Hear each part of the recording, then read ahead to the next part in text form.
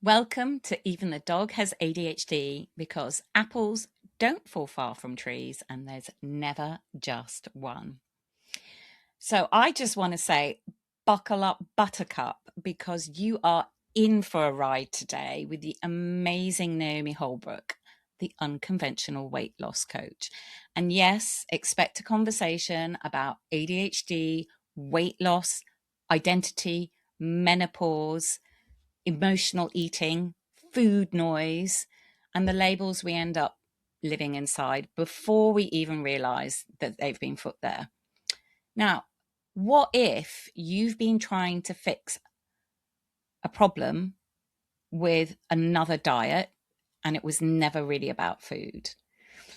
In this episode, you're going to hear how Naomi's journey from feeling different growing up to building a successful corporate career while privately struggling led her to a major career shift and the birth of her incredible community and her program. There are still so many neurodivergent women who are being told to try harder, be more disciplined, plan better, eat less, move more, and keep going. But if your relationship with food is tangled up with grief, with masking, anxiety, perimenopause, overworking, or a lifetime feeling like the difficult one, a diet is only ever going to touch the surface. So let's dive in and welcome Naomi Holbrook, the Unconventional Weight Loss Coach. Yes. Well, thank you for having me on. I'm absolutely thrilled. And we had such a great chat about this a couple of weeks ago. So I'm super, super excited. So as you said, my name's Naomi Holbrook. I'm also known as the Unconventional Weight Loss Coach. And I've helped hundreds of women to break free from restrictive diets and emotional eating, but help them to reclaim their health, their confidence, and their identity to enable them to show up more powerfully in every area of their life. And you say they're about sort of neurodiversity. And if I'm honest, I'm 51 now, but I knew from a really young age, or felt from a really young age that I was different. I struggled a lot with health problems at school and early childhood. It impacted my school learning, but also I just always felt like I couldn't grasp what was being taught. So I was always behind with my schoolwork, always having extra tuition, always spending weekends, half-term holidays, Easter, catching up, coursework, doing all those different things. I only had a positive assessment in October at the age of 50. And if I'm honest, even though, I've obviously been so aware of neurodiversity and so many people talking about ADHD diagnosis, autism, AUDHD, all these different things, I still didn't kind of like look into it for myself. And maybe we'll discuss this a little bit, but some of that is around labels and identity for me. And so it was, in October, I was in a situation where there was an ability to have an assessment done. And I just thought, what have I got to lose? Nothing. And had it done. And I actually had a bit of a grieving process afterwards. I think that grieving was actually for little Naomi, who struggled at school, who didn't get GCSEs, who didn't do A levels, who, did a hairdressing course because honestly, that's all I could do with the lack of qualifications I got from school. So that's what I embraced and did, but then created an incredible 20-year corporate career for myself from working hard, but always struggled with everything. Data, spreadsheets. I've never been tested for dyslexia, but I've always had a feeling that I possibly do have dyslexia because I struggle with data, I struggle with numbers, I struggle with spreadsheets, all those different things. So yeah, neurodiversity has definitely come to me later in life, but I know there's a scientific reason behind that, and we can always talk about that with menopause as well. Well, do you want to let's start going there? There's so many things, but already you have said, like, in terms of as a child, it was 50 and you were surrounded by it, and you could, I know when we've spoken previously, you could recognize certain traits. And Yes. you've also mentioned previously about somebody recognize you saying to somebody, I think I might be ADHD. And they were going to work with you and they said, there's no might about it, because of their experience in how they work with people and how they support. Can I ask how that made you feel? I know there's this, we can kind of connect with those things, but we also mentioned the idea a little bit of labels, and Yes. it was like a screening more than a diagnosis, or was it and you felt you've made so many hugely impactful changes, and your story I'm sure we'll dive into a bit more, from a hairdresser to corporate career to the work that you do now is huge, Yeah. that journey. But this idea of it being a label rather than a diagnosis, and how did you feel when someone said that to you, like, there's no way? How did that feel inside? You think, oh yes, oh, convicted or relieved or seen, or So many emotions, mm, so many emotions. And you just hit a few of them there. Seen, understood, um, relieved, mm, sad. mm, Like I said, a little bit of that grieving process of, I have all my school reports. They're in my top drawer here and I keep them there. And I do it for, a lot of like reasons of, look at what I've achieved now and what mm, I was told. But I look back at those about, if only Naomi could concentrate, if only her effort equaled her kind of results. I gave so much, and mm, yet I never really felt like I achieved anything. So lots, really, really mixed emotions when I had that assessment. And you're right, I have not had a formal diagnosis. I have had an assessment. But it is it is, I kind of say, funny and ironic. Whenever I start working with a new business coach, whenever when I've taken a VA on, the first thing I usually say is, listen, I'm neurospicy. I don't say I have ADHD because I haven't had a formal diagnosis. mhm, And also, going back to sort of labels and different things, and like you said, diagnosis and labels, I spent most of my life with labels. I was the poorly mm, child. I was the sick child. I was mm, the weak child. I was the child that struggled. That was in my kind of like childhood and right through to my teens. Then my mum died when I was a teenager, and I became like the silent child and the quiet child and the good child. And then, the child that had depression, the child that had mm, anxiety, all these different things. I had chronic pain in my 20s, my 30s that ended up with major spinal surgery. So I also became like the poorly one again, the mm, weak one again. And I had depression, I had chronic pain, I had all these different things. And what I realized through all the work that I do now and the work that I did, have done over the last 11 years, that every label I attached to myself and others attached to me, I didn't start by putting them on myself, they were put on me from a young age. But I lived that identity. I mm, lived a life of mm, chronic pain. I lived a life of poorliness and sickness and, all those different things. And I was the weak one and I was the one who struggled. And then in my 40s, I removed all those labels from my identity. I reversed every medical condition I had. I no longer have depression. I no longer have anxiety, panic attacks. Even though I have a degenerative disc disease, the only time I ever disclose it now is if I'm being asked something by a medical professional. Otherwise, I don't mention it or talk about it because I am no longer a chronic pain sufferer. It no longer limits me. And I think it's one of the reasons that for me personally, and this is personal experience because everybody is different and unique and individual, but for me personally, I don't feel a desire to have an assessment or to give myself a label. By me saying like I'm neurospicy, it's almost like saying like I'm an ambivert. Like, you know, I was at an event yesterday with 200 women.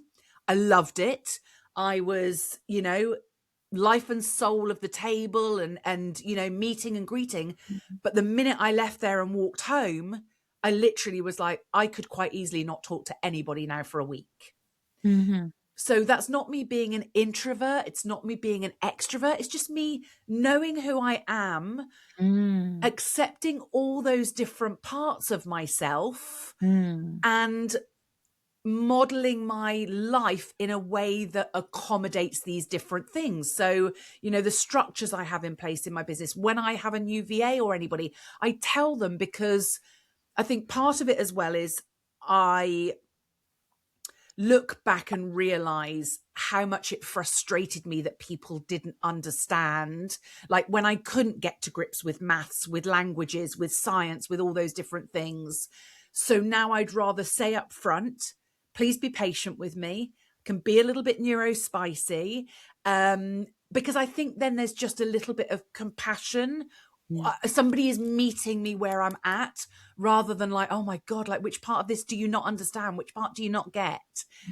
Because I think I spent so much of my life feeling like the failure because I wasn't, you know, as quick as everybody else. I didn't get to grips with things as quickly. And yet you have a very fast thinking mind that can see all these patterns really quickly. Yeah. So tell me a little bit, because I'm really keen that we dive into your work now and what you do, but I don't want to lose this part of your story where you left, you felt that practical way of working with hair was what you could do. Because academically, when you were trying to do this, it was so frustrating. But doing something with your hands, probably, I'm guessing, something to do with your personality, you were in a space where you could thrive. But then how did you get from there to this 20-year career? And I know that at 40, it all started again. So tell me about this part of your story first. Yeah. So To corporate. yeah, I mean, I can still remember like at school, kind of when it was all, you know, taking your options and conversations with the career, you know, career sort of teachers. And I just remember thinking, oh my God, like, what am I going to be able to do in my life? I can't pass exams. I can't do maths, can't do all these different things. And so it was suggested to me to do, was it suggested to do? No, it wasn't suggested to me to do hairdressing. It was suggested to me to do beauty therapy. And I went to the college open day and talked to them about beauty therapy and becoming a beauty therapist. And they said, well, the options are you have to leave school for a year and then come back and do the 3-year beauty therapy course, or you can come straight from school and actually do beauty therapy and hairdressing combined. And I was like, you know, at that stage of my life, I'd actually not long. My mum was actually very, very sick when I was at school and died when I was at college. And I did not have the confidence to like take a gap year. That it just wouldn't have been my thing. So I was like, no, I want to go straight from school, straight to college. So I signed up and did this City and Guilds, you know, hairdressing and beauty therapy combined. And the irony is, I am a qualified hairdresser, City and Guilds. The only time I've ever cut anyone's hair was I shaved my dad's hair off for his 90th birthday for charity, and I cut my own hair in lockdown. But actually what I ended up specializing in was the beauty therapy. I actually didn't enjoy hairdressing. And I think part of that was there was a lot of maths involved, of, you know, even sort of like mixing and, you know, getting things right. And I just found, again, I didn't excel in that, but beauty therapy, I excelled in it. And I think it was because like touch, compassion, wanting to make people feel good. And that seemed to happen when I did beauty therapy. So I did qualify as a hairdresser and a beauty therapist, but beauty therapy was absolutely my, like, the thing that I fell in love with. And then when I was in my final year of college, we obviously had to start applying for jobs. And, you know, for a little girl from kind of North, you know, small village in North Devon, I had some big, you know, dreams. And originally I so wanted, like my absolute ultimate dream was to go and work for Virgin on the airlines, because they back then they had beauty therapists on board. Wow. Didn't get in. Of course I didn't. I had no experience whatsoever. However, I applied to various, you know, health spas and health farms in the UK, and I got interviewed with Champneys and a couple of others. And that's what I ended up doing. I ended up, it's now Champneys, back then it was Henlow Grange, but I ended up getting a job with Champneys, starting at the bottom of the ladder, as, you know, their kind of standard beauty therapist who was doing like 16 massages a day. But for all my lack of academia, one thing that I've always excelled at is working hard and effort and giving more than I necessarily needed to. So I wouldn't be that person that said at 6 o'clock on a Saturday night, that's it, I'm clocking off, I'm out. I would stay late. I would support. I would go the extra mile. I'd go in on my day off if they needed somebody to cover a column or had a celebrity coming in and they needed somebody to do that. But then what happened was that was recognized very quickly. And actually, I quickly worked my way up the ladder, was promoted multiple times within a couple of years, ended up being one of their sort of premier therapists that looked after high profile guests, celebrities, regular clients. And then that became the start of my 20-year career. And then, now this is the story I'm a bit more familiar with. Then it was enough. Yeah. Tell us about when it got to enough, something has to change. So at 39, my health was in a dreadful state. And that was years of self-neglect, food addiction, yo-yo dieting, you know, prescription medication, you know, addiction too. I had, you know, addicted to a lot of pain relief, years of antidepressants, all sorts of things. 39, my health was in a dreadful state when I was in corporate. I was clinically obese. I was 5 stone overweight. I was pre-diabetic. I was really, really struggling with everything. So I went on my own health transformation journey whilst I was in corporate. Lost, you know, 70 pounds, 5 stone of weight, and turned my physical health around. But what didn't change was my mental health. And what I didn't realize at the time was I was already stepping into my menopause journey. I was already in perimenopause, which, you know, if I'm honest, Diana, I didn't even know what perimenopause was or menopause. My mum died when I was a teenager. Yeah. My dad was the one who had to go out and buy the sanitary towels because, you know, my mum wasn't able or around to do those things. I went to an all-girls convent school where nothing like anything like this was discussed.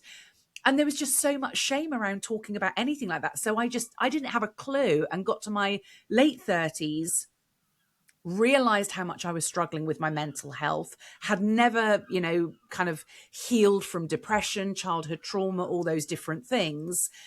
And when I got to 39 and I had transformed my physical health and realized that other things hadn't changed, I was really, really struggling in my corporate career, to the point that I actually changed jobs, companies, about 3 times within 2 years, because I kept thinking, I'm going to get found out. Like I lost so much confidence. I thought, oh my gosh, like I can't do this job. So if I like go somewhere else and find a job, then I'll kind of be okay. And of course, what happened was it was just, you know, same stuff, different name over the door. And then in the last job that I was in, it was so fast paced and I was struggling. My brain couldn't keep up. I was in meetings, you know, in board meetings, recording everything on my phone on voice memos, listening to it on the train on the way home, typing up notes, and then creating like my list, working 7 days a week, working at weekends just to catch up from what I just couldn't manage during the week. Had no idea what was causing it. And if I'm honest, I was like, I don't know what else to do. I was in a really, really dreadful state mentally. I felt a lot of shame, at 40, single, child free. My identity was the career woman. All my friends, Naomi, she's the successful one. She's the one that's done this, family members. So I felt a massive amount of shame, and I didn't share this with anybody. And I just literally walked out of my corporate career, no plan B. I resigned before Christmas so it's 10 years ago that I left. So I resigned Christmas like 11 years ago and walked out the door of the 6th of January and was just like, what am I going to do now? I had nothing planned. I had 2 mortgages on my own, no partner, no support. But I thought to myself, Diana, that if I didn't leave there and then, it was that serious. My mental health was in that dreadful a state that I honestly thought that I would do the unthinkable. That's where I'd got to in my life. I would absolutely say that I was at rock bottom. And from what you've shared with me about the community that you've created and the people that you work with, that's certainly a story that I hear. It's a familiar story that I hear with women who are working full time and with kids with additional needs, and it just hits tipping point, and they resign because they can't do all the things. There's often a massive focus on caring for their child, but what else is going on for them health wise, it all seems to converge together at the same time, and the only option feels like, well, the job can go. Yeah. And then you're in the position of, well, how do I earn money? How do I support? But it is literally crisis point. Yeah, I was absolutely at crisis point. And then how did you get from that to that book that's sitting there behind you for all of us to see? I know. Tell us what happened. No plan B. What happened? Yeah. No plan B. And I didn't know of Tony Robbins at the time, but I do think of his quote all the time now and ever since I knew it. And that is, talk about burning your bridges. I literally set fire to every bridge. I walked out of corporate. If I'm honest, I didn't keep in touch with any of my corporate friends. I think that was a lot of shame of, I've left corporate. I couldn't cope with what the expectations were in corporate, and now realize that probably a lot of that was, maybe neurodiversity as well as menopause. I'd love to say that I walked out the door and the next day I set up a YouTube channel and, everything just took off. I didn't. There was a lot of healing to do. There was a lot of unraveling. There was a lot of identity crisis, because I was like, who am I now? I'm this 40-year-old woman, single, child-free, and no career. I mean, it just felt like all I needed to do was like go out and buy myself some cats, and and that was kind of life. And the 2 mortgages. So it wasn't like you were renting, and just there was this big financial commitment. Huge, as well. Had 2 properties on my own, and like I say, no support or anything. So the honest truth is, I spent quite a bit of time just like crying, soul searching, healing, which I didn't realize that's what it was at the time, but I just needed to let go of this identity that I had created over 20 years. And, my feeling of success had been, the company car, the pension, the salary, everything that had afforded me. And all of that went overnight. So first of all, I had no idea that I wanted to go into coaching, no idea that this was going to become a business. I was just like, right, what am I going to do? So I did all the kind of like practical things, rented out my spare room, got a lodger in to help with, at least that would help to sort of pay towards the mortgage. Did various different kind of, things like that. Got myself a job, a part-time job, courier delivery, because I was like, right, I can do that. It's quite flexible. I've got a car. I can do that kind of around things. Set up a business, pet sitting and walking people's dogs, because at that point, I literally didn't want to work with another human being.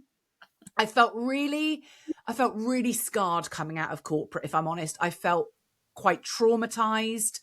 I felt I'd been in quite a toxic environment. I felt battered and bruised. And dogs, it sound well, you know this, so I won't be saying Yeah. anything that doesn't make sense. It was part of my healing process. Yeah. I'd go out every day, I walk the dogs, I'd pet sit for them, cuddle up with them in the evenings, all those different things. So I did all these various things. I did courier delivery, I did some, like set up a little business doing some VA work for people. I did then, like, one of my old corporate colleagues contacted me and said, oh my God, we could really do with somebody just on a contract basis. I was like, yep, I'll do that. No problem at all. So I did all these little things to bring the money in, to keep the bills being paid. I stopped doing all all the luxuries, like getting my nails done, holidays, weekends with the girls, all of that. And I was literally working 6.5 days a week for about 2.5, 3 years. Just keeping everything going, keeping a roof above my head, everything else. And then a friend of mine contacted me and said, my husband's cousin could really do with your help. She's struggled with her weight for years. She's facing redundancy. Her 2 children are of that age now where they don't need her as much. And she's kind of going through that sort of early empty nesting.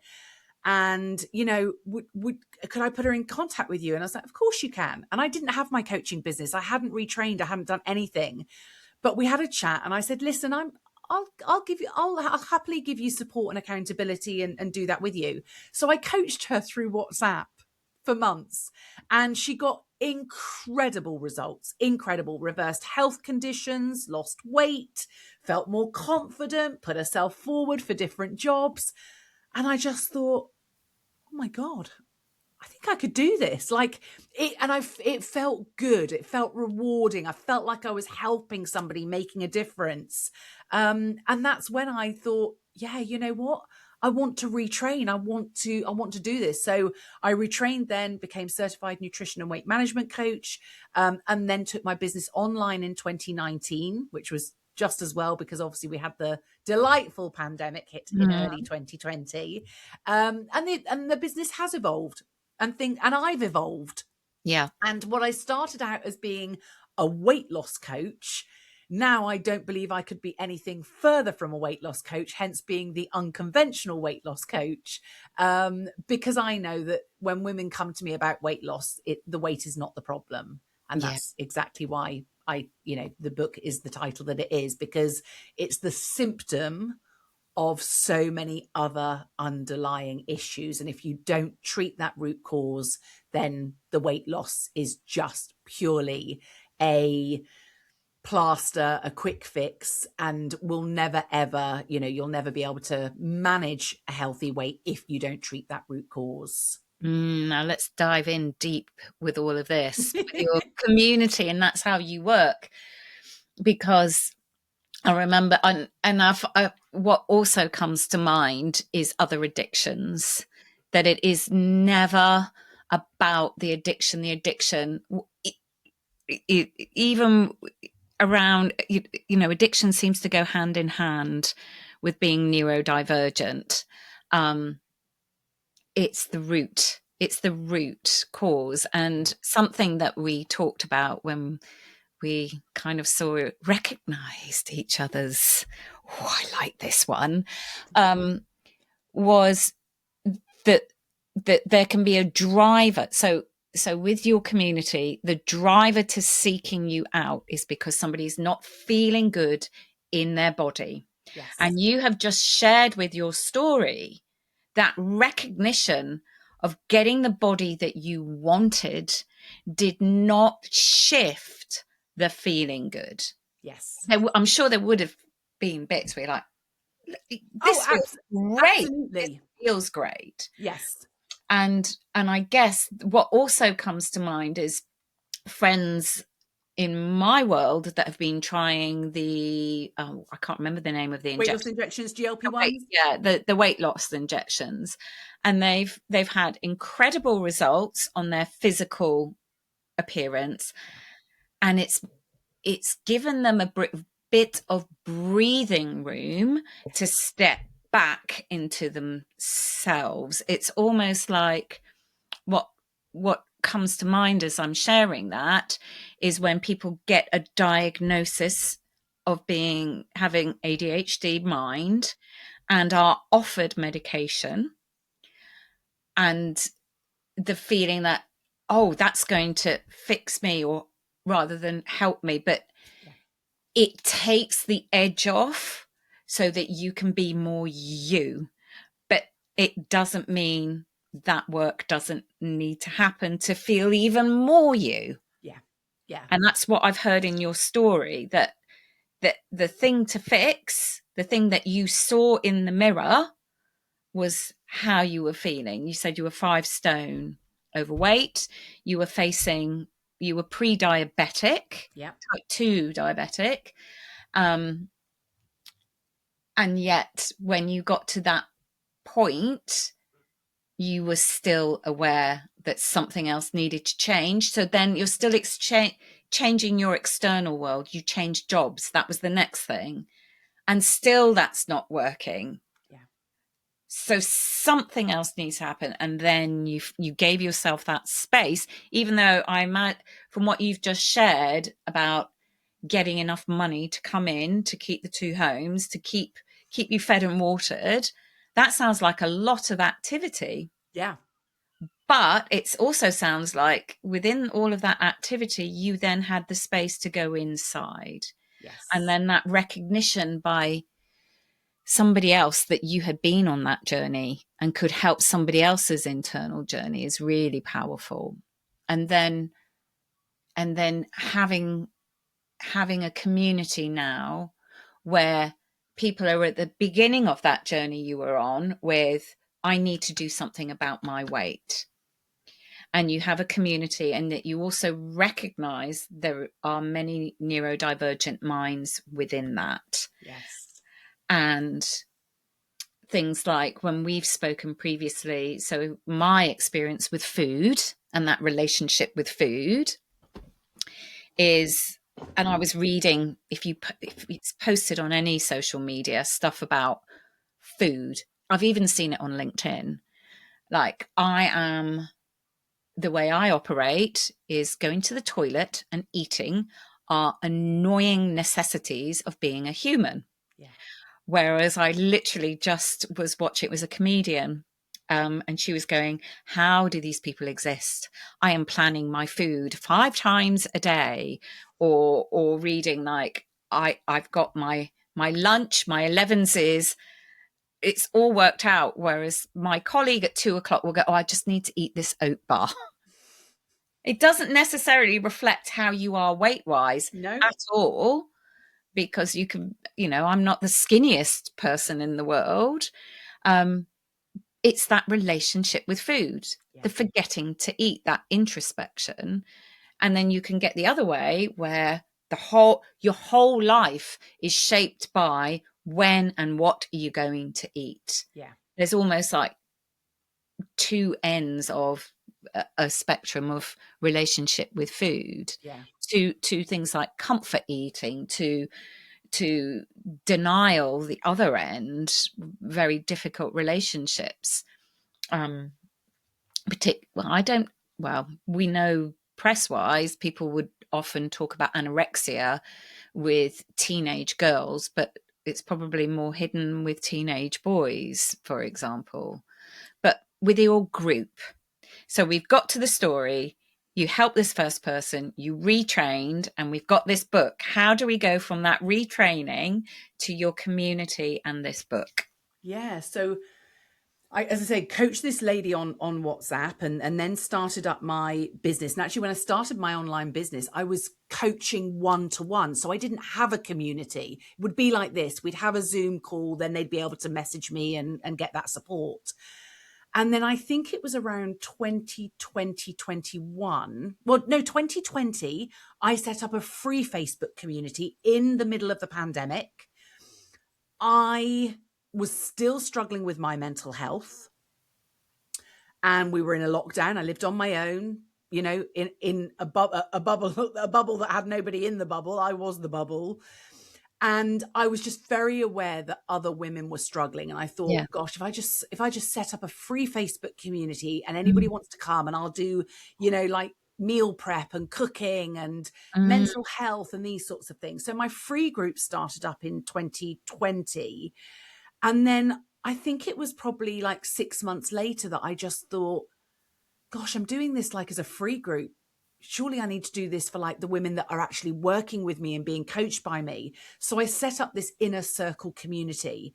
And whenever new women came to join me in my programs, I'd bring them into this community. Yes, they'd still have their kind of one-to-one access to me, but they'd also have this community, and I'd go live in there and I'd share recipes and I'd, give tips and tools and strategies and all these different things. And then this inner circle just became, well, it's been described as the fourth emergency. And this is not me that has described this. This is women that are in there. They've said it's like the fourth emergency service. It's open 24/7. So look, I have a lot of international clients. They can come on at 3:00 in the morning in there and post something. And the likelihood is they will get a response because there's somebody else in there that's on the same time zone as them.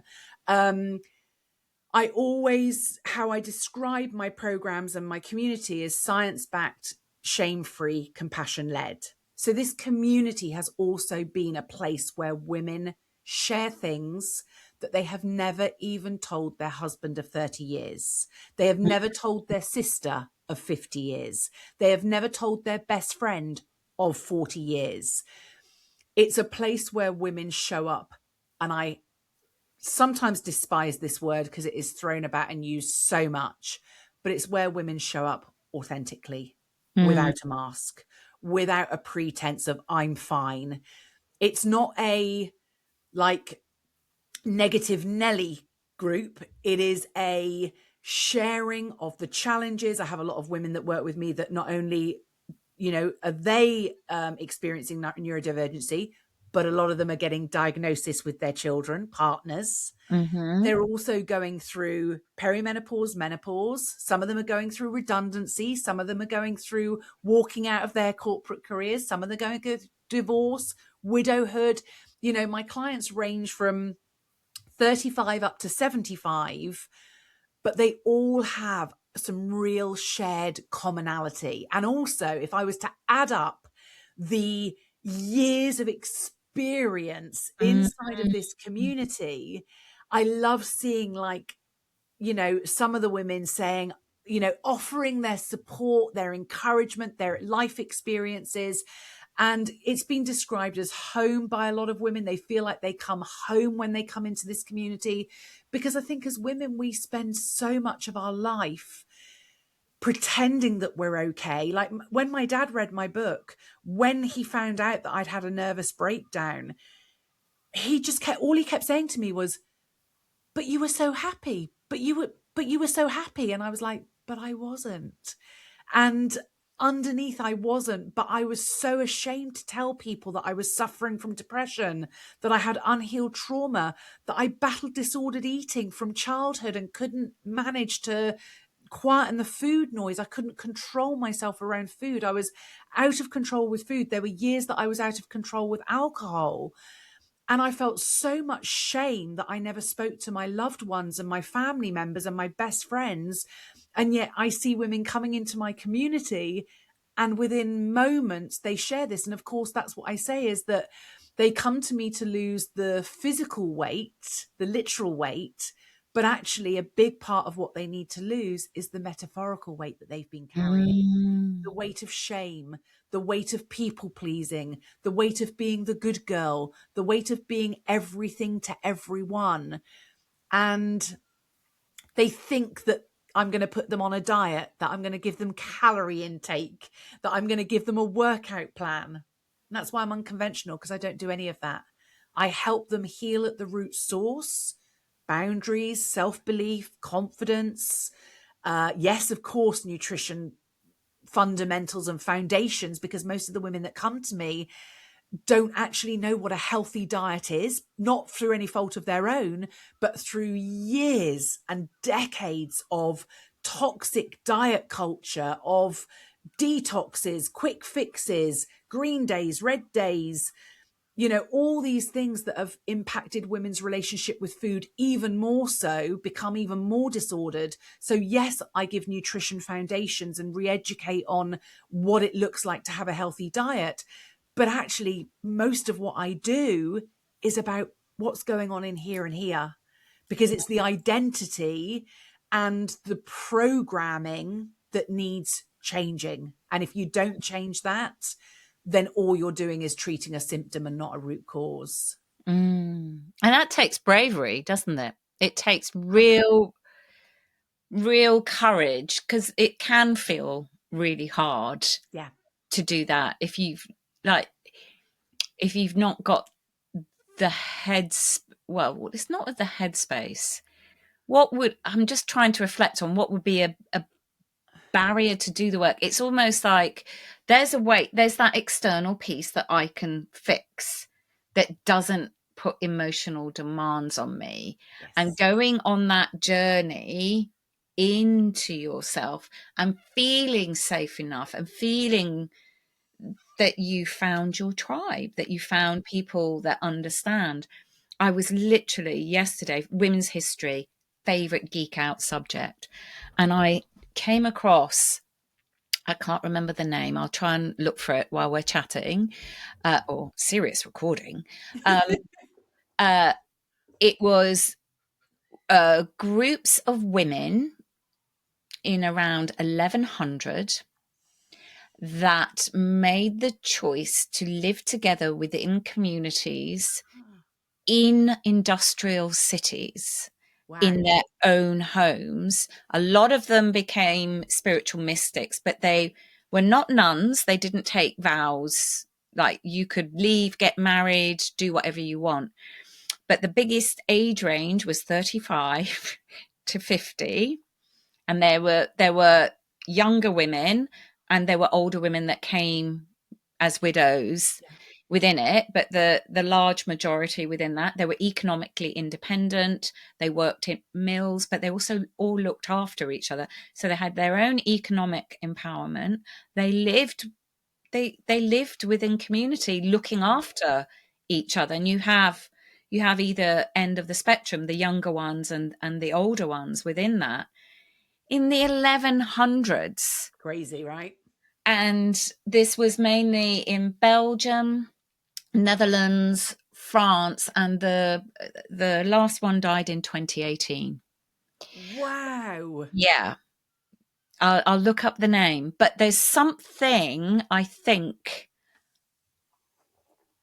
like there's something in us as women where the narrative, the society structure isn't working, and women gather and support and uplift and care and protect. And there's Philippa Gregory's a historian who's written a book called Ordinary Women, and her prognosis is after 1066. So this is similar period, a little bit earlier.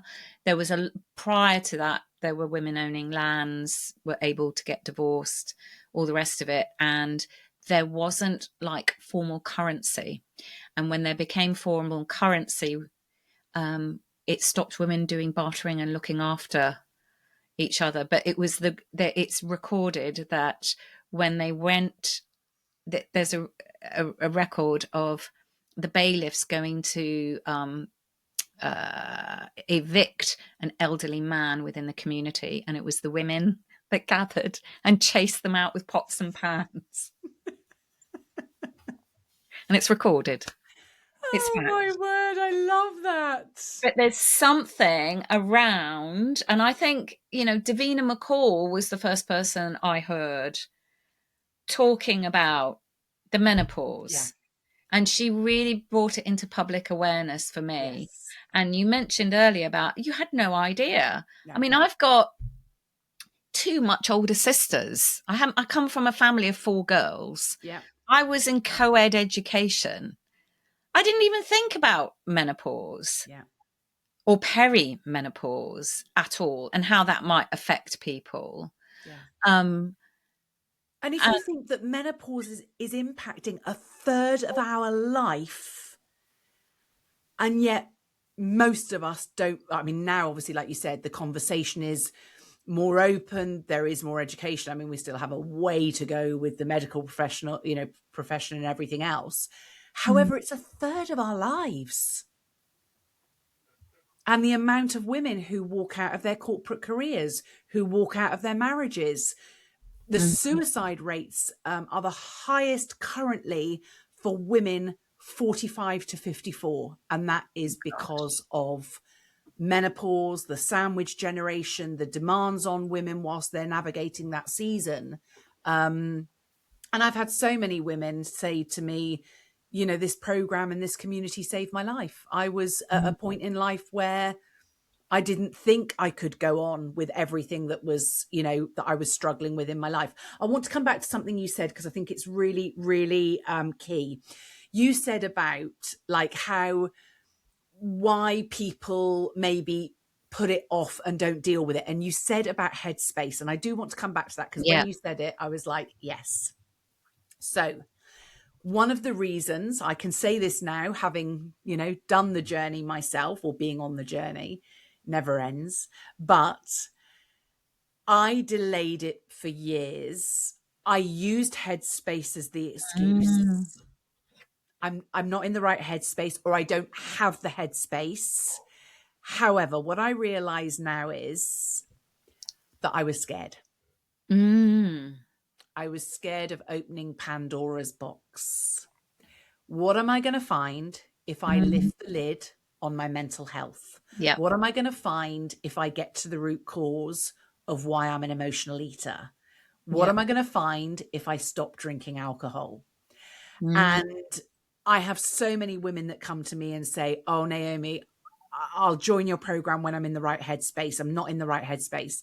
Those women that do join the program and work with me, within a week, they say, oh my gosh, for the first time in years, I've got headspace. yeah, yeah, Because we take stuff out of there that has been sitting, manifesting, clogging up, all of that. We don't open Pandora's box. We don't do any of that.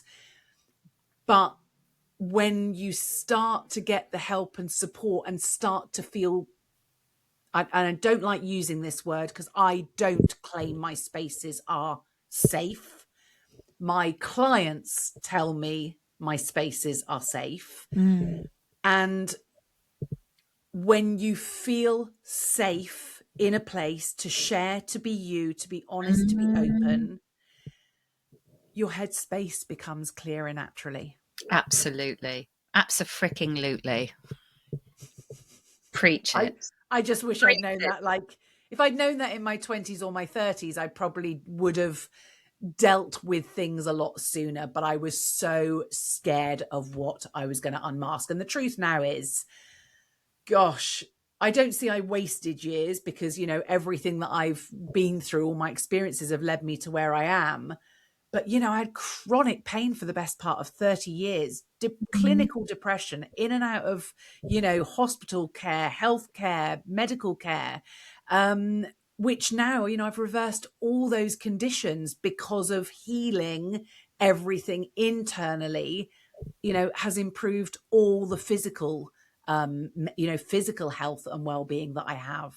that's massive, isn't it? It's massive. One of the things, like what you're saying about being too scared, you probably, like you said, you weren't aware that you were scared. Yeah.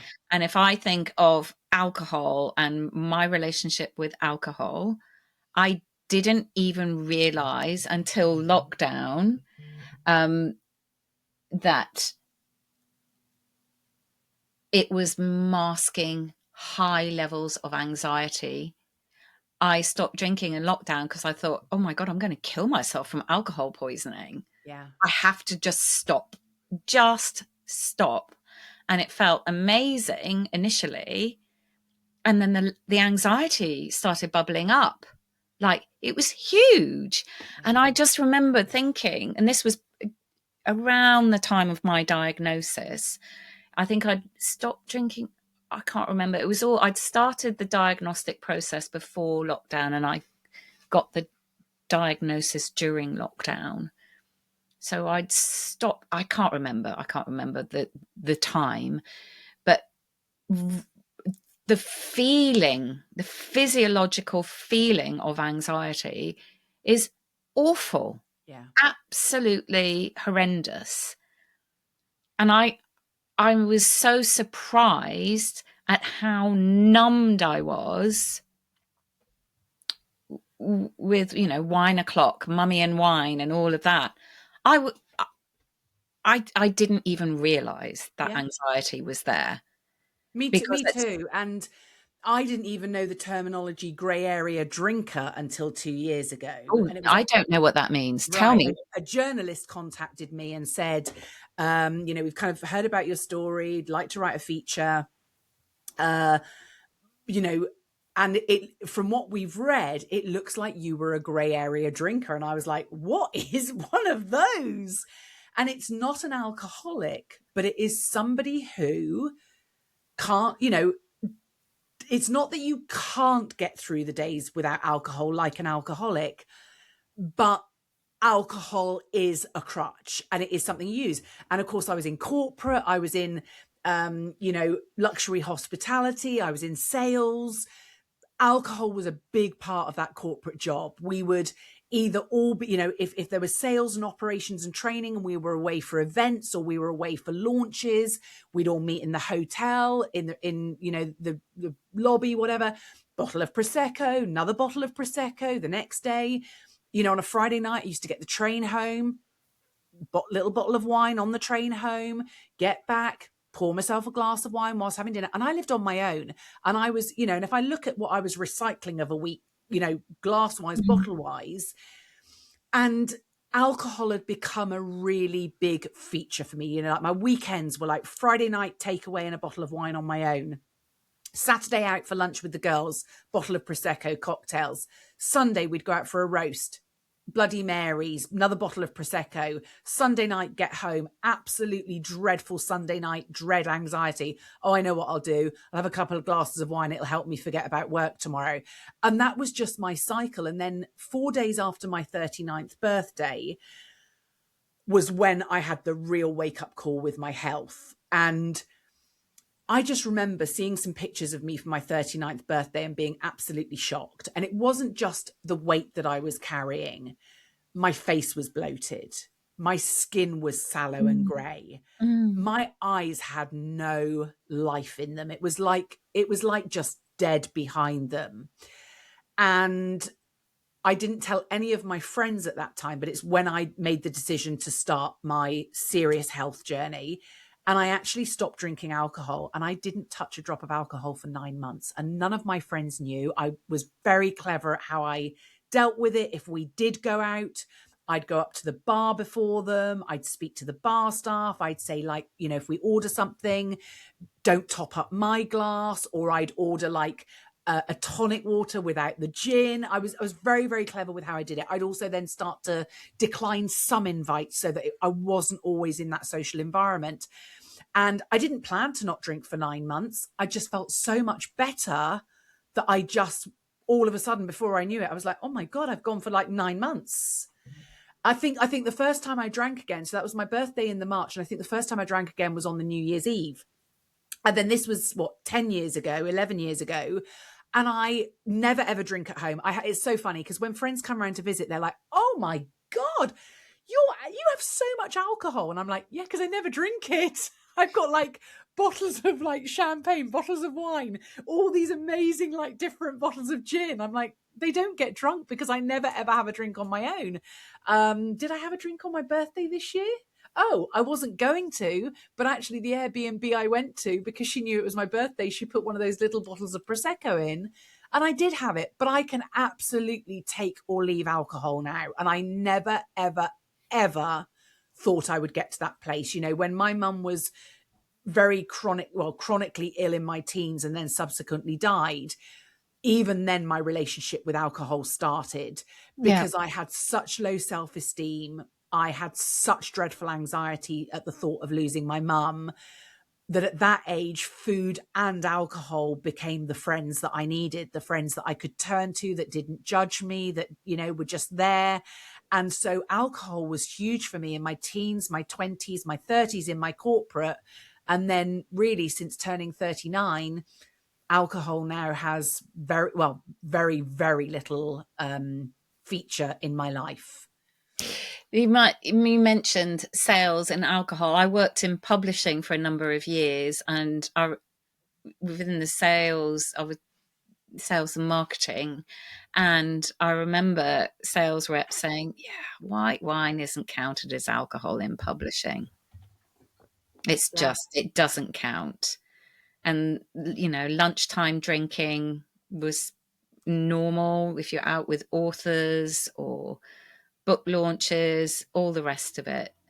And then I went from there to working in manufacturing, where no cakes were brought in. It was fruit, and there was an on-site gym. Amazing. And there was structure, and people really respected, oh, it's 12 o'clock, there's a spin class on. Wow. And people, and that was incredible. Yeah. But you know, to your point about getting into physical shape, and that felt amazing. But if that core part of you, who you are, hasn't had the space to heal and to become, it will emerge somewhere in your life.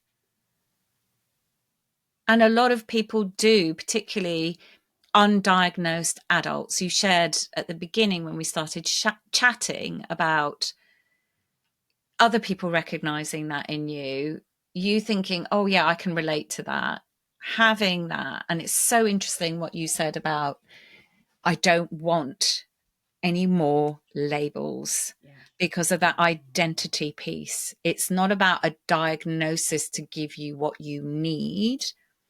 You have been on this journey to give you what you need with your own internal structure. And I remember like getting my diagnosis and feeling like I felt so validated as a human being. And then I'm immediately offered, because it's ADHD, medication. But bear in mind, I had stopped drinking. I was already making changes and basically being kinder to myself. Yeah. Because that overworking and that overcompensating to be able to match what your internal perception of things should be was huge. Yeah. And trying medication, it didn't work. Although I work with lots of clients, it really does help. It really, and I'm sure it's the same in your community.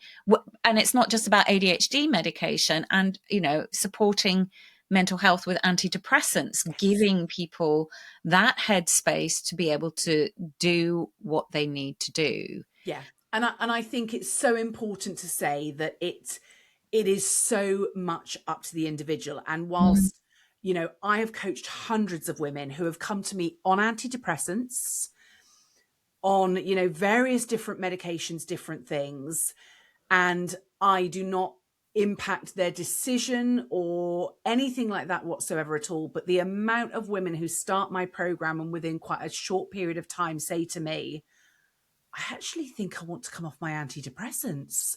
I feel so much better. I feel the most stable and like emotionally connected, you know, mentally resilient I ever have. And I always, you know, say to them, that's something that you absolutely need to do with your medical professional, with your doctor, with their guidance.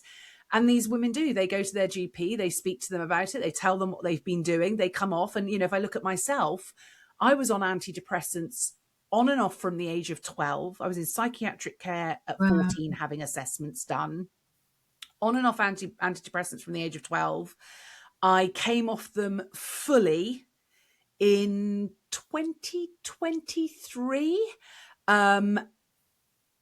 now, whereas they were being used as a plaster and I didn't realize it, and I thought, God, at what point do you like feel mentally better when you've been on antidepressants for like 30 years? Now what I realize is that the reason I didn't feel better on them was because I hadn't done any of the, the healing work underneath. So, like the weight loss injections, like bariatric surgery, like antidepressants, like all these things, there's a time and a place. They can absolutely be a bridge, a tool, like you say, a breathing space. But if you do not work alongside on the root cause of what's causing the depression, what's causing the anxiety, what's causing the overconsumption of food, then the problem never, ever, ever goes away. And you either make the decision to stay on medication for the rest of your life, or that you are every time you come off the medication, you are going to revert, and it's going to be literally a game of back and forth for the rest of your life on all these different things. I know we've talked for a long time, and I know that we could talk for a longer time. I know. So as we kind of like look to kind of summarize and kind of wrap up, and I've heard you went on this journey. So that if we go back to that bit, you've left corporate, you're doing the internal work. What would you say while you're doing all these other jobs? What was before you created community, before you retrained as the coach, that catalyst of being able to help? What really helped you? I'm sure it's going to be a mix of things. What really helped you on your emotional healing journey? Oh, what a great question. Because honestly, it's what my whole program was created from. So I created my own formula. It's called the SMART formula. And I didn't realize at the time that I was creating it. What I was doing was having such a massive impact on my physical, mental, emotional health, my confidence, my belief. And it's an acronym, and it stands for sleep, mindful nutrition, activity, rest and recovery, and time for self. And it is that combination that, along with the identity work that I've done and the reprogramming, that has changed every aspect of my life. And it's not just changed my physical health and my weight. I would never have written a book. I would never be standing on stages. I would never have had features in national, magazines and press and been on national radio. But because of that formula, I have created a belief system. I have created an inner confidence that I never, ever, ever believed possible. And that's come from that SMART formula. And it's now the basis and the foundations of all of my programs. The amazing thing is that it's, it adapts to every woman's lifestyle. So it doesn't matter whether she's a mum with 4 children homeschooling, whether she's retired looking after her grandchildren, whether she's a single woman who's navigating looking after an aging parent with dementia and Alzheimer's. It's a framework that works with every woman's lifestyle and demands.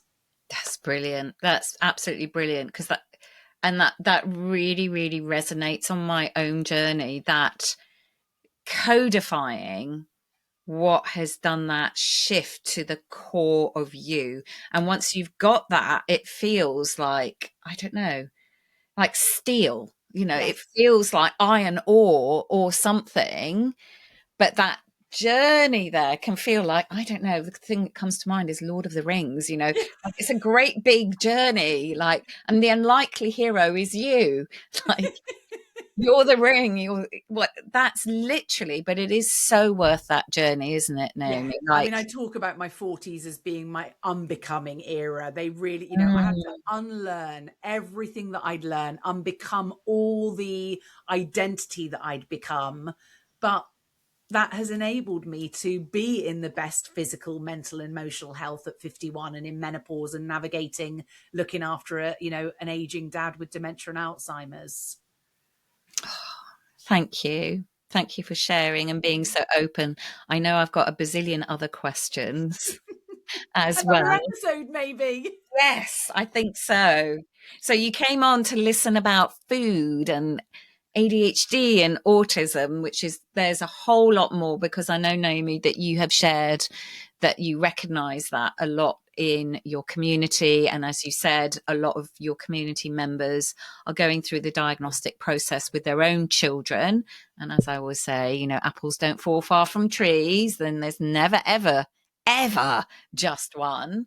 So maybe we could explore that a bit more. Maybe even if Love maybe to. you're, you know, someone from your community would like to share their own experience and what that has looked like, you know, centered around food. Because Yes. wherever I am in like online communities, when people post about certain things, one of them being food, it'll get so much engagement. Like I am not the only person that likes to, and I loved it. And I don't want to not love standing at the fridge, picking. I'll have a bit of hummus with pitta. I'll have a baby bell, and I have that. And that for me is heaven, because Yeah. no one's telling me that's wrong, Yeah. whatever. To, like we said, you know, other people planned, like have a really structured relationship. I have to stand when I'm eating, Naomi. I have to stand. Yeah, look, you're not alone in that. I honestly, and also if I look back at my own relationship with food, it has been everything. I have been, I used to stand at the fridge and literally my whole meal, I would eat my meal at the fridge. It's heaven. I I love it. wouldn't sit down. But again, part of what I teach in my program and what I have learnt myself is that, like, that act of self-love to me is now sitting down 3 times a day and eating. And, I shared with you that I came on here before and I was like, oh my God, I feel like I've got a Yeah, seed in here, yeah, because yeah. I just had, a small bowl with some berries and some yogurt and some seeds.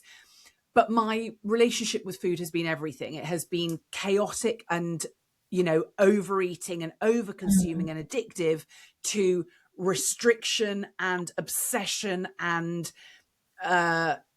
just so obsessed.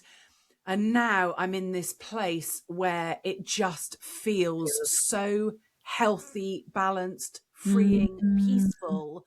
And it's not a place I ever thought I'd get to. So that's amazing. whenever I hear other stories, I'm like, yeah, I relate to that, because I was at that point at one point in my life. I've been that at one point in my life. But for me, it's getting to a place where it is not a daily noise in your head, where it just becomes, something that you do, prepare the dinner, not like obsessively thinking about what you're eating, how many calories are in it, whether it's good, whether it's bad, but actually having a joyful relationship with it, a calming relationship. And with every other part of your life. Yeah.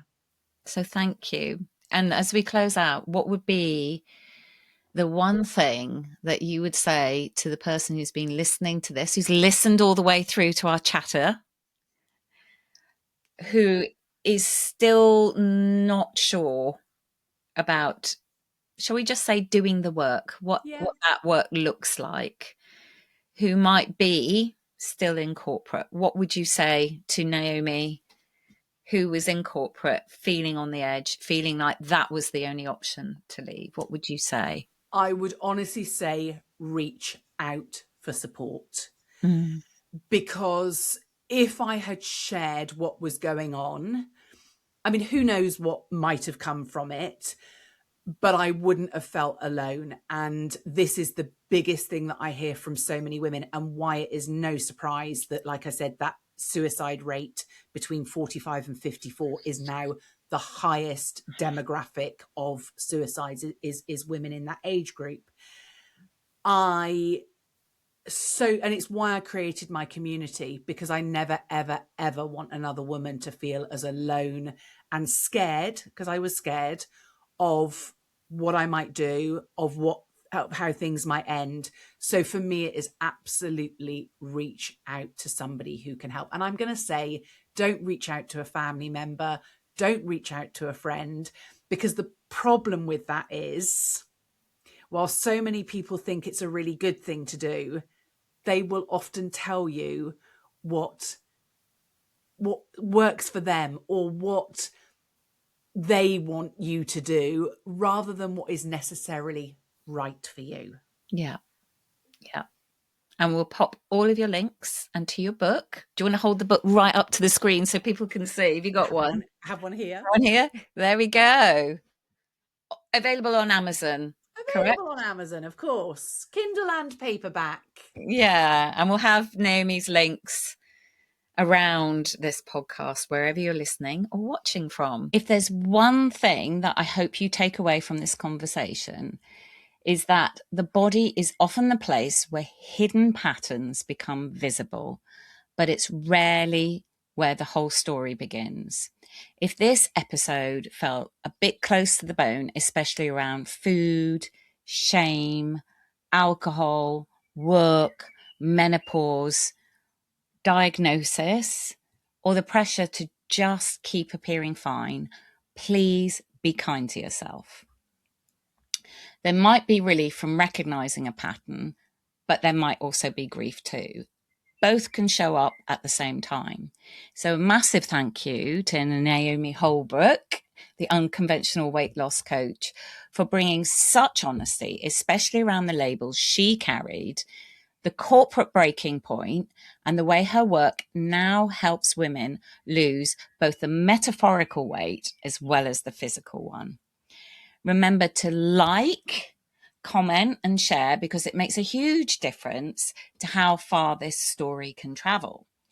And of course, you can find both Naomi's and my links in the comments below, along with a link to the side quest about how women have been gathering, equipping, empowering, and being economically independent since the 1100s. Links are in the comment below. So, closing out with apples don't fall far from trees, and there is never just one. Bye for now.